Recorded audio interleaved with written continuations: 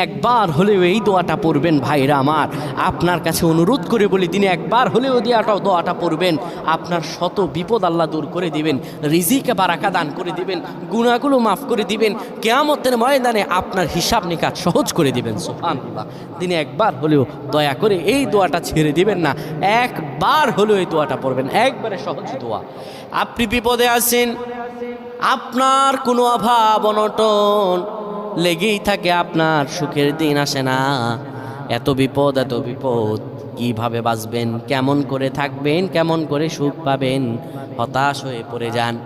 আমার প্রাণের বাইরে হতাশ হয়ে যাবে না, আল্লাহর কাছে আশ্রয় চাইতে হবে।